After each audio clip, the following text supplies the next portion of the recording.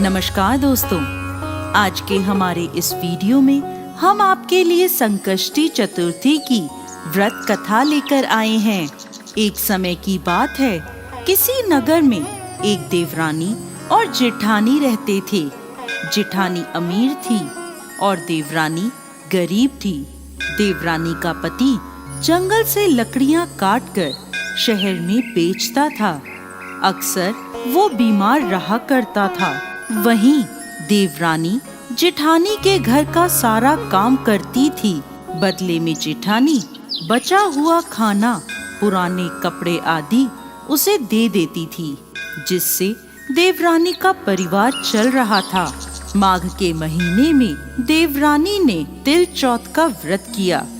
5 रुपए के तिल व गुड़ लाकर तिलकूटा बनाया। पूजा करके तिल चौथ की कथा सुनी और तिलकूटा छीके में रख दिया और सोचने लगी, चांद उगने पर तिलकूटे का भोग लगाकर ही कुछ खाऊंगी। कथा सुनकर वो अपनी जेठानी के घर चली गई। खाना बनाकर उसने जेठानी के बच्चों से कहा, खाना खा लो।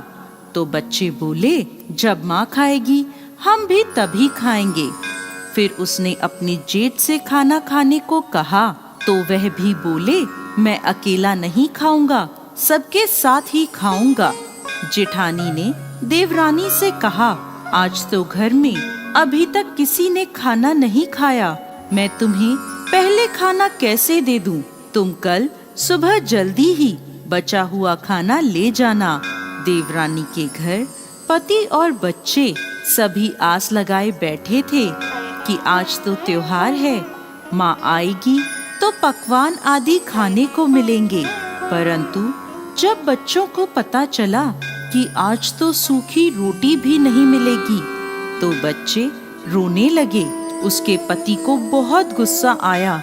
कहने लगा, सारा दिन काम करके 2 रोटी भी नहीं ला सकती तो काम करने का क्या फायदा? ऐसा कहकर गुस्से में उसने अपनी पत्नी को कपड़ा धोने के डंडे से मारा। डंडा टूट गया तो उसने उसे पट्टे से मारा। वो बेचारी गणेश जी महाराज को याद करती रोती रोती पानी पीकर सो गई। उस दिन गणेश जी महाराज उसके सपने में आए और बोले, धोवना मारी, पाटा मारी, सो रही है या जाग रही है? वो बोली, कुछ जाग रही हूँ, कुछ सो रही हूँ। तब गणेश जी बोले, मुझे भूख लगी है, कुछ खाने को दो। तब वह बोली, क्या दूं? मेरे घर में तो अन्न का एक दाना भी नहीं है। थोड़ा सा पूजा का तिलकूटा छीके में पड़ा है, आप वो खा लें। तिलकूटा खाकर गणेश जी बोले, धोवना मारी, पाटा मारी, निपटाई लगी है, कहाँ निपटूं? वो बोली, ये पड़ा घर, जहाँ इच्छा हो निमट लो। फिर गणेश जी बोले, अब कहाँ पोछूं? तो वह गुस्से में बोली, कब से तंग कर रहे हो?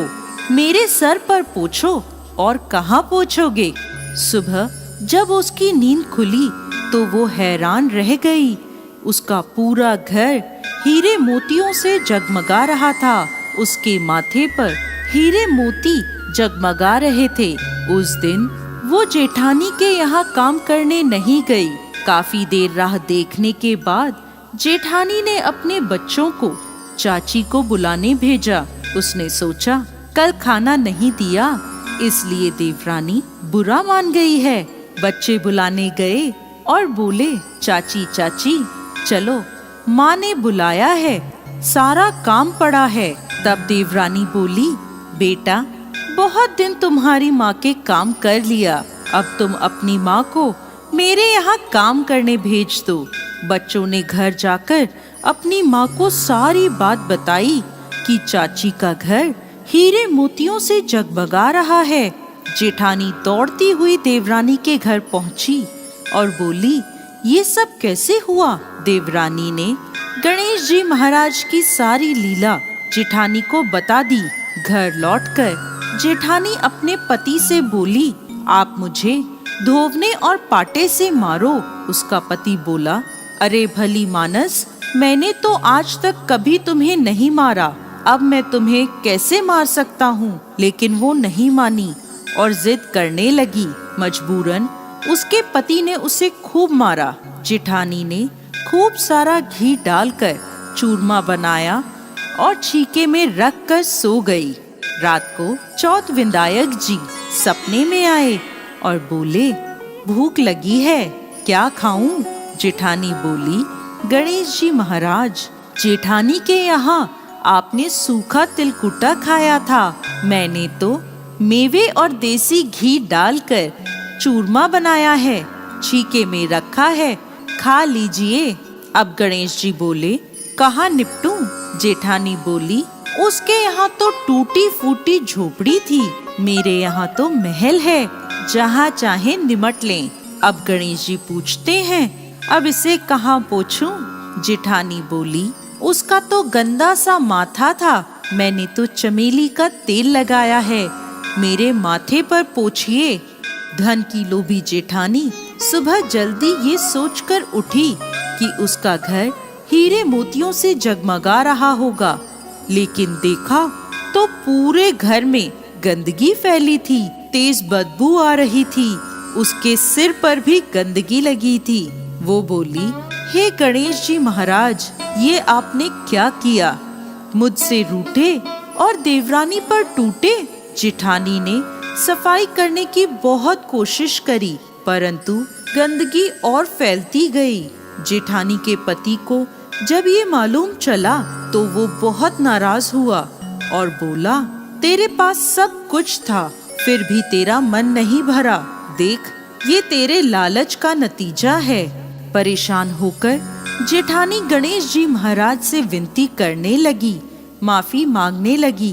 गणेश जी बोले, देवरानी से जलने से और धन के लोभ में तुमने जो किया, ये उसका नतीजा है।